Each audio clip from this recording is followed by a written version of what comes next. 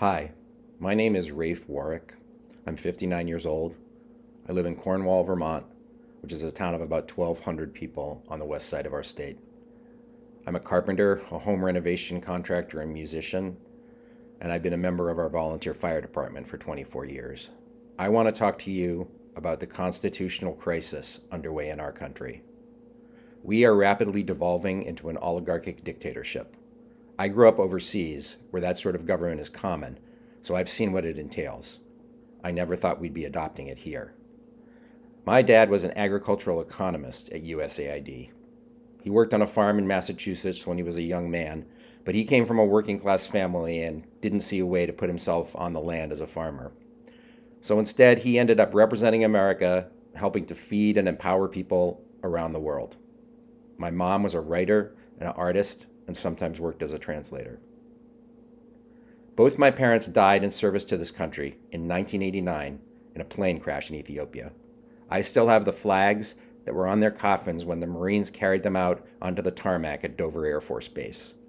Unfortunately, the meaning of our flag has been spoiled for me by the craven opportunists that have taken over our country without ever serving it.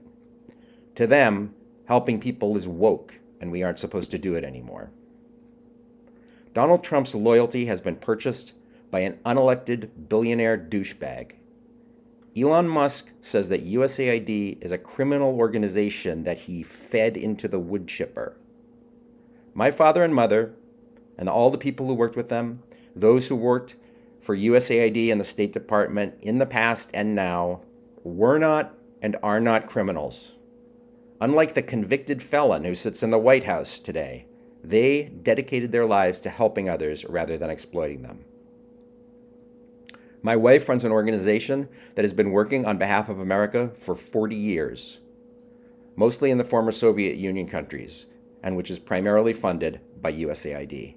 She and the dozens of people who work with her, here and abroad, some who have been advancing American interests, saving lives, and spreading democracy for 25 years or more, all stand to lose their jobs.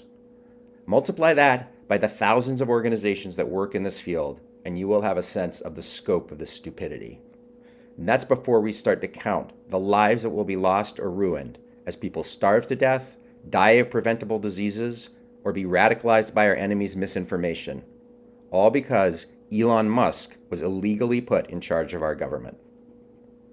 But beyond my personal connection to this particular agency, the takeover of the federal government by Musk, who is an unelected private citizen, does not have a legally defined position, and who is not subject to any control whatsoever, is a constitutional crisis. Musk is dismantling critical functions of the government on a whim.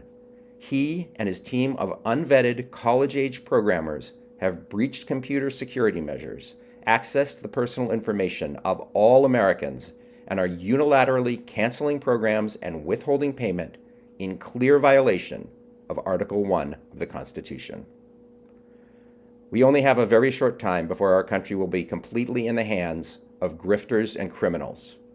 Unlike the violent insurrectionists who were pardoned by President Trump for beating police officers with flagpoles and fire extinguishers on January 6th, I will not be physically attacking anyone, even those people I fervently wish would cease to exist. Please do whatever you can in your own communities to resist. Call your representatives relentlessly, particularly if they are Republican. Write to local and national news outlets.